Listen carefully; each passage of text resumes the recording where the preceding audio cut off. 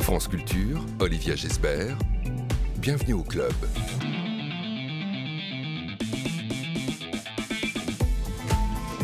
Bonjour à tous, un club de la bande dessinée aujourd'hui avec Nina Antico, l'autrice de Girls Don't Cry et réalisatrice de Playlist, continue à interroger les désirs féminins sous l'angle cette fois de la culpabilité et de la réprobation sociale dans une nouvelle BD, Madone et Putain, publiée chez Air Libre. Dans l'Italie du XXe siècle, 3 nouvelles, 3 femmes, 3 figures de martyrs, 3 prénoms de saintes, 3 destins tragiques, un retour en pays natal aussi pour l'autrice italienne par son père. Et en parallèle, la publication de Vulva Vulgaris dans la collection BDQ aux éditions Le Monde en l'air où elle signe le scénario érotique, cette fois potache humoristique, on en reparlera. Nina Antico est aujourd'hui l'invitée de Bienvenue au club.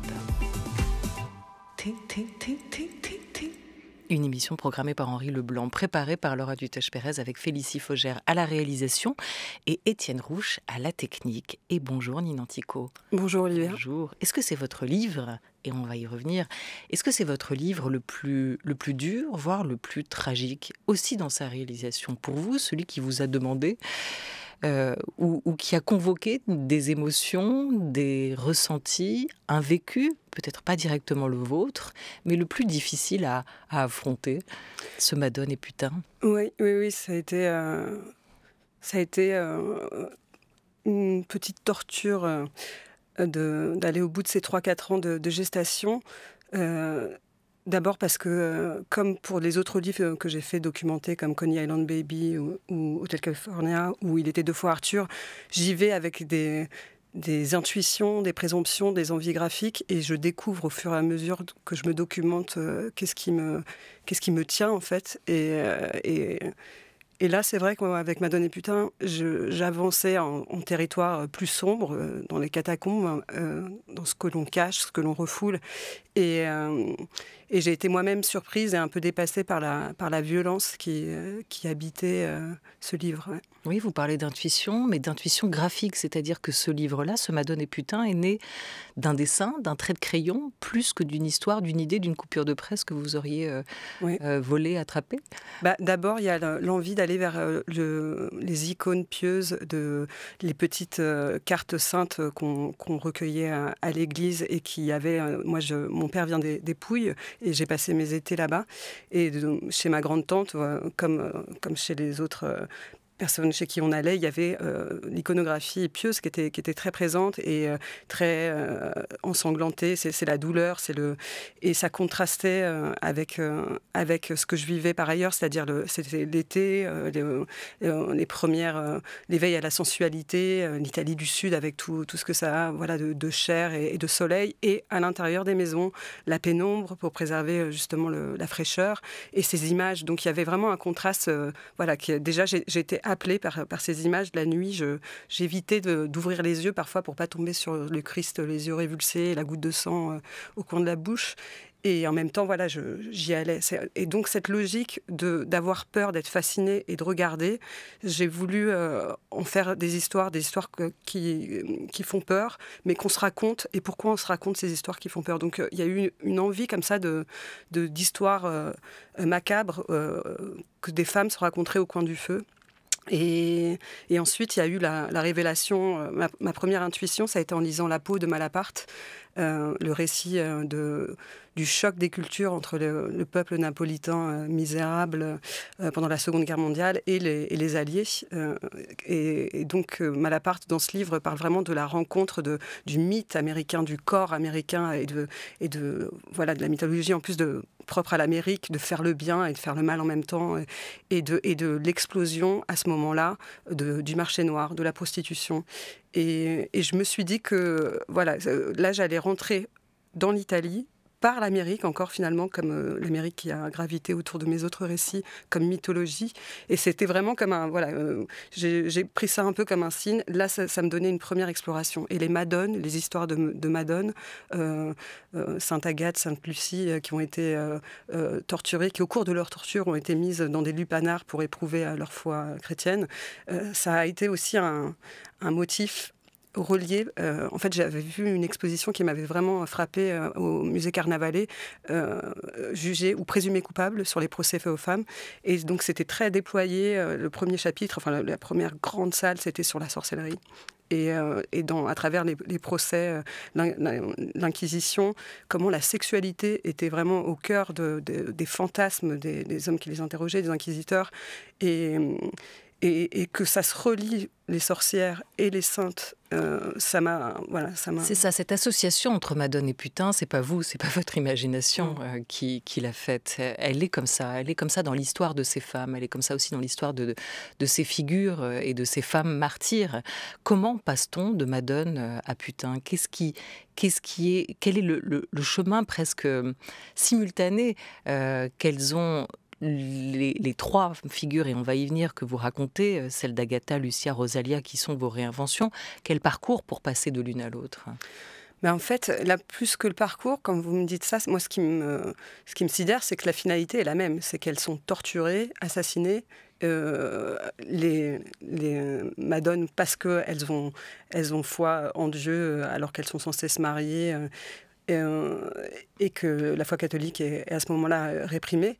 Et les putains, pareil. Donc, c'est deux façons de catégoriser les femmes. Et finalement, pour en arriver au même schéma de violence et d'oppression, quoi. Et ça passe par le regard des autres aussi. Ouais. Agatha, Lucia, Rosalia, la première est envoyée dans un sanatorium par son père pour y être cachée après le scandale provoqué par l'assassinat de sa mère, tuée par son amant. La seconde sera tondue après-guerre, après avoir eu une relation avec un Allemand et d'une certaine manière bannie à son tour. La troisième vit recluse après avoir dénoncé des faits et des personnalités mafieuses. Elle a enfreint la loi de l'omerta, et ça, personne ne lui pardonnera. Qu'est-ce qu'elles ont en commun, ces trois héroïnes que vous avez imaginées, peut-être d'être aussi empêchées dès le départ dans leur vie et dans leurs désirs? Oui, c'est complètement ça. Ouais. C'est vraiment, dans chaque histoire, il y a vraiment le corps qui est réprimé, le corps dans la première histoire qui va être d'une jeune fille, donc enfermée dans un corps d'enfant avec des désirs qui continuent à se développer au-delà de la mort. Dans la deuxième histoire, c'est donc le désir. En fait, j'avais cette première question en lisant Malaparte aussi, c'est l'amour en temps de guerre. Qu'est-ce que c'est qu'aimer au sens aussi physique, en temps de guerre, le corps qui existe alors qu'il ne devrait pas, qui continue d'avoir des envies. Et la troisième histoire, inspirée de Rita Atria, la martyre de la mafia qui a aidé Borsellino à démanteler le réseau mafieux en Sicile. Elle aussi, dans son journal, témoignait de ses besoins physiques alors qu'elle avait tout d'une héroïne. En fait, c'est vraiment cette thématique du désir enfermé, du désir empêché et coupable qui les lie. Vous avez cité La peau de Malaparte qui vous a beaucoup influencé. On en écoute un extrait dans la voix de Stéphane Haudegui. Tout à coup, le Vésuve jeta un cri terrible. Les soldats américains, rassemblés près des voitures arrêtées sur l'autostrade, reculèrent épouvantés, se débandèrent, et plusieurs, saisis de terreur, s'enfuirent en désordre vers le rivage de la mer. Jack recula aussi de quelques pas, se retourna. Je le saisis par le bras. « N'aie pas peur, lui dis-je. Regarde ces hommes, Jack. » Jack tourna la tête, regarda les hommes étendus dans leur sommeil, la jeune fille qui se coiffait en contemplant dans le miroir de la mer, la femme qui allaitait son enfant. J'aurais voulu lui dire « Dieu vient à peine de les créer, et pourtant ce sont des êtres humains les plus anciens de la terre. Voici Adam et voici Ève, à peine engendrés du chaos, à peine remontés de l'enfer, à peine sortis du tombeau. Regarde-les, ils sont à peine nés et ils ont déjà souffert tous les péchés du monde. Tous les êtres humains, à Naples, en Italie, en Europe, sont pareils à ces hommes. Ils sont immortels. Mais je me tue. » Et Jacques me regarda et sourit. Nous revînmes dans le soir orageux, sous la pluie de feu.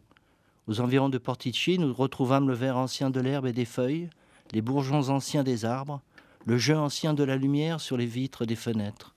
Je pensais à la gentillesse de ces soldats américains penchés sur les blessés et sur les morts, à leur pitié craintive.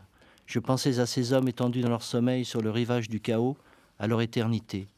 Jack était pâle et souriait. Je me retournai pour regarder le Vésuve, ce monstre horrible à la tête de chien qui aboyait au fond de l'horizon, parmi la fumée et les flammes, et je dis à voix basse, « Pitié, pitié, pour toi aussi, pitié. » Nine Antico, vous avez souvent dit que la gêne est un vrai sujet. Est-ce que la pitié en est un aussi ? Oui, pitié envers moi-même, en fait, que j'essaye de démanteler au travers de mes livres, dans cette quête du regard et d'exister à travers une quête amoureuse ou sexuelle que j'ai, qui m'habite depuis longtemps. Et ça, je pense que j'essaye d'avoir pitié de moi à ce niveau-là. Et à l'égard de ces 3 femmes, qu'est-ce que vous éprouvez de ces trois héroïnes tragiques que vous décrivez et racontez dans Madone et Putain ? Est-ce que c'est de l'admiration ou est-ce que c'est une forme de compassion aussi ? Oui, je dirais plutôt de l'admiration, et parce que pour moi, elles sont victimes au sens où il y a quelque chose qui les écrase, mais elles avancent et elles maintiennent leur cap, même si c'est vers la mort, et de maintenir son désir, même s'il est percuté par la morale. Oui, je pense que c'est quelque chose que j'admire. Ouais. Oui, parce qu'elles ne sont que le reflet de ce qu'on attendait d'elles, au départ en tout cas, des images, des péchés, de la culpabilité que la société, ou que cette micro-société qu'est la famille leur renvoie, des corps, des esprits restreints, jusqu'à atteindre pour certaines, ou par moments, une voie, la voie de l'émancipation, qui passera parfois par la mort aussi. C'est des vies réellement en semi-liberté que vous avez imaginées pour ces femmes. Est-ce qu'on est toujours à leur manière finalement dépendant du regard des autres ? Est-ce qu'aujourd'hui, il n'est pas là tout l'enjeu de se négocier une liberté, un chemin loin des regards ? Si, tout à fait, ouais. Pour ne plus justement avoir à cacher des choses. Et effectivement, on est dans une période qui est très intéressante pour ça. Et après, le temps va nous montrer si on arrive vraiment à exercer un poids par toutes nos réflexions, par toute cette parole qui est de plus en plus... qui essaye de se faire entendre. Et voilà, quel poids ça va avoir. Mais effectivement, oui, exister pour soi, par soi-même, et d'essayer d'atteindre une égalité de base, en faisant comme si Adam et Ève n'avaient pas existé, oui, c'est une quête. Et justement, Madone et Putain, vous l'avez écrit, imaginé, dessiné avec tout le recul historique nécessaire, ou vous y avez insufflé volontairement, consciemment, de l'ère du temps, de ce que nous sommes aujourd'hui ? Oui, je pense que l'aspect violent et tragique, et finalement que le livre s'ouvre sur un féminicide, c'était pas prévu au tout début. Moi, j'avais la thématique de la Seconde Guerre mondiale, de la prostitution qui revenait, les madones, l'aspect graphique, et puis au fur et à mesure de mes recherches, la violence qui est apparue avec cette Trigone, Contessa Trigone, que j'ai découverte dans un livre. J'ai écouté une émission sur France Culture qui l'a réévoquée aussi. Donc c'est une figure importante parce que ça a été le premier féminicide pour lequel les femmes siciliennes se sont rebellées. Je ne sais pas exactement pourquoi celui-ci et pas un autre. Est-ce que c'était parce que c'était une femme de l'aristocratie ? Et le fait que cette révolte vienne des femmes, de la même façon que pendant la Révolution française, ça a démarré avec les femmes qui tempêtent contre le prix de la farine, et que ça rejoigne l'histoire, ma troisième histoire, avec cette jeune fille, Rita Atria, qui meurt répudiée par sa famille parce qu'elle a dénoncé la mafia, et qui du coup n'a personne pour porter son cercueil. Et c'est une délégation de femmes qui va venir, qui n'appartiennent pas du tout à son cercle, qui va venir pour l'escorter, en fait. Ça m'a vraiment envahie, en fait. Parce que je pense que j'ai un féminisme assez spontané, assez intuitif, que j'essaye d'analyser au fur et à mesure et d'approfondir. Et des fois, je suis dépassée par moi-même, parce que j'ai pas envie de placer les femmes sous l'angle de la victime. Enfin, il y a une part de moi qui veut la femme combattante, l'Amazone. Voilà, c'est ça qui me tient. Et en même temps, d'être dépassé par les faits, de se rendre compte que oui, on est originaire d'une répression, d'une violence, d'une invisibilisation plutôt, et que c'est maintenant qu'on essaye de tirer de se rendre compte de tout ce qu'il y a à dépasser, quoi. Oui, de ce que nous sommes aussi, le produit de l'histoire, Ouais. d'une autre histoire aussi qui est en train de s'écrire. Vous parlez d'un féminisme plutôt instinctif, intuitif. Il y a aussi dans vos bandes dessinées, moi je trouve un féminisme assumé, peut-être même malgré vous, plus que revendicatif. S'il existe un titre plus élevé que celui de femme, il sera pour moi 3 petits points, dit votre Vénus à la fin de l'ouvrage Madones et putains Ninantico. Quel serait-il pour vous, ce titre plus élevé que celui de femme? Alors déjà, ça, je précise que ce sont les mots de Rita Atria, qui écrivait vraiment très bien. Et j'avais lu cet extrait dans un livre de Peter Robb, Minuit en Sicile, qui citait le journal de Rita Atria, qui parlait donc de ses désirs qui étaient réprimés, sacrifiés, parce qu'elle était obligée de se cacher et d'être protégée par la police. Elle ne pouvait pas entretenir de flirt ou quoi que ce soit. Et voilà, donc ça, ce sont ces mots. Et quels seraient les vôtres? Le titre plus élevé que celui de femme. J'aurais du mal à en trouver d'autres, parce que c'est vrai que moi, c'est mon questionnement de qu'est-ce qui nous habite plus que les hommes. Est-ce que, enfin moi j'aimerais, je n'ai pas la réponse à la question si on revenait à l'origine et que Adam et Ève, ça s'était pas passé comme ça, si la pomme avait été distribuée autrement, est-ce qu'on serait meilleur? Est-ce qu'on n'aurait pas provoqué cette violence? Est-ce que la violence appartient à l'homme parce qu'il a le pouvoir? Et la femme là-dedans. En fait, il y a une part de moi qui souhaite que l'égalité, ça serait aussi assumer que les femmes portent aussi en elles de la violence. Et en même temps, à quoi bon voir les choses comme ça et vouloir une égalité si c'est pour créer la même violence. Mais je suis dans ces doutes-là, en fait. Un questionnement sur la violence originelle aussi. Quel serait le premier article de votre manifeste, je sais pas, le Nina Féministo Alors, manifesto. Très pratique, là, si on sort du côté baroque de l'Italie, dans mon manifeste, par rapport... je vais vraiment parler de façon pratique, mais je trouve que par rapport à la maternité, il y a encore vraiment un schéma. La maternité nous appartient à nous les femmes et répartit les rôles. Et on a beau maintenant croire qu'on avance, etc. Le fait que le congé maternité soit beaucoup plus important qu'une carrière de femme subisse le poids d'être mère, or qui va beaucoup moins impacter un homme, ou qu'on va reprocher à une femme de maintenir sa carrière.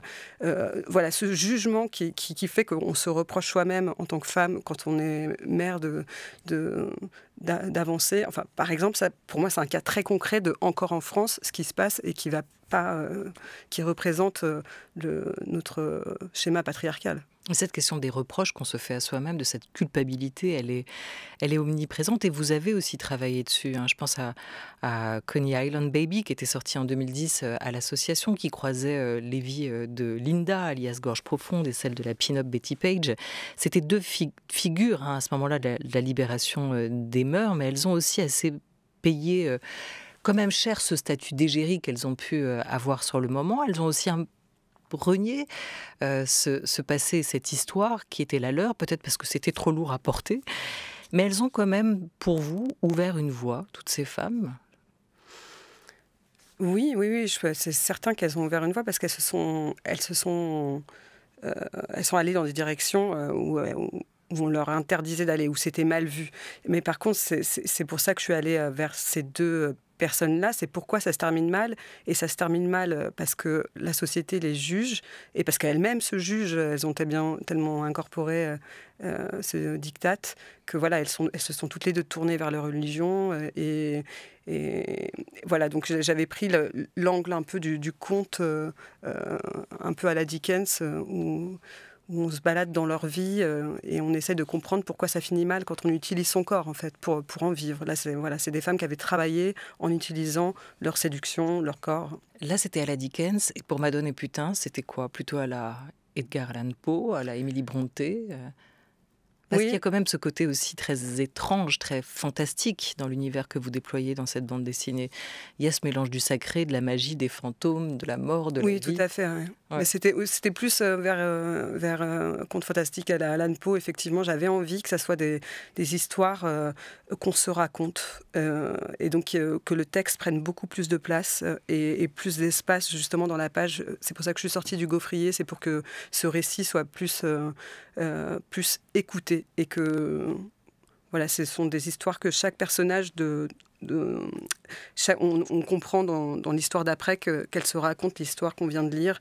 Donc voilà, elles se transmettent ces histoires-là sans comprendre à quel point c'est proche, ça les concerne en fait. Félicie Faugère vous a choisi un très beau remix de la chanson Ovule signée Björk. On l'écoute ?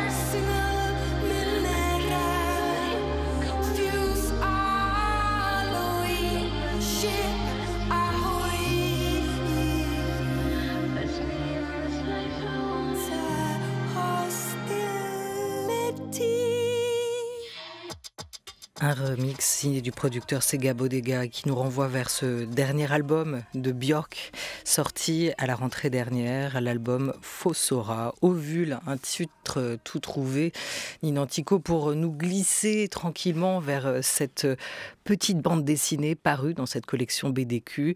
Un solvant mélange de souillure et de luxure, cette histoire Vulva Vulgaris que vous avez scénarisée, dessinée par Amina Bouajila. C'est assez drôle, c'est assez mordant, c'est assez pinky aussi. On tourne la page sombre de Madones et Putains et on sent tout le plaisir que vous avez pris à écrire ce récit où la cyprine de l'héroïne devient un produit ménager de luxe, écrit dans une langue surtout très actuelle, très Insta, très TikTok. C'est la Nina Antico, autrice, influenceuse. Oui, c'est ça. En fait, c'est l'autre côté de la médaille de Madones et Putains. Oui, Ça m'a Aussi permis la rupture de peut-être style, hein. de décélérer un peu, de sortir des catacombes et en même temps de me tourner vers une autre forme de poussière, le ménage. En fait, j'avais envie de travailler avec Amina Bouajila, dont j'aime beaucoup le dessin. J'avais une proposition de la part des éditeurs de la collection de BDQ qui me demandaient si je voulais pas en refaire un. Et j'ai dit, je viens de voir quelque chose là qui m'a plu. Et en fait, je venais de voir un super documentaire que peut-être vous avez vu, qui s'appelle Clean With Me After Dark, de Gabrielle Stemmer. C'est une femme donc, qui a fait un documentaire sur des femmes qui, sur YouTube, font des vidéos, se filment en train de faire le ménage. Et c'est pas tant des conseils pour faire le ménage que juste elles posent la caméra et elles déploient pendant plusieurs heures leurs produits ménagers. Et en fait, ça les calme. Et on comprend au fur et à mesure du documentaire que c'est des femmes de militaires qui s'emmerdent profondément et qui sont pratiquement toutes en dépression. Mais par contre, il y avait les commentaires qui apparaissaient au fur et à mesure des vidéos qui avaient presque une teneur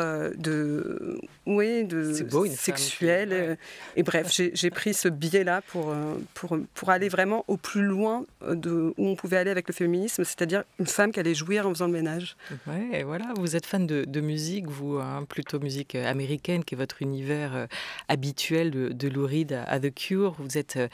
Vous l'avez longtemps été un pilier, non pas de bar, mais de carnet et de crayon de la scène rock indé.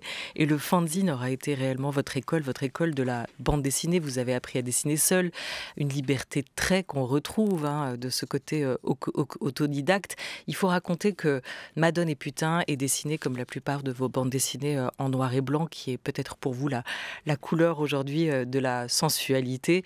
Et on peut se plonger pour s'amuser dans cette autre bande dessinée Vulva Vulgaris, Nina Antico, qui raconte aussi cette langue de la rue, cette parole des quartiers qui a aujourd'hui transité et existe, cette tchatch sur les réseaux et que vous adoptez avec beaucoup, beaucoup d'humour. Merci beaucoup à vous d'être venu ici nous en parler dans Bienvenue au Club Vulva Vulgaris. Donc, dans la collection BDQ, je l'aurais dit 3 fois, Nina Antico, Madone et Putain, c'est beaucoup plus sérieux et c'est très beau, paru chez Air Libre.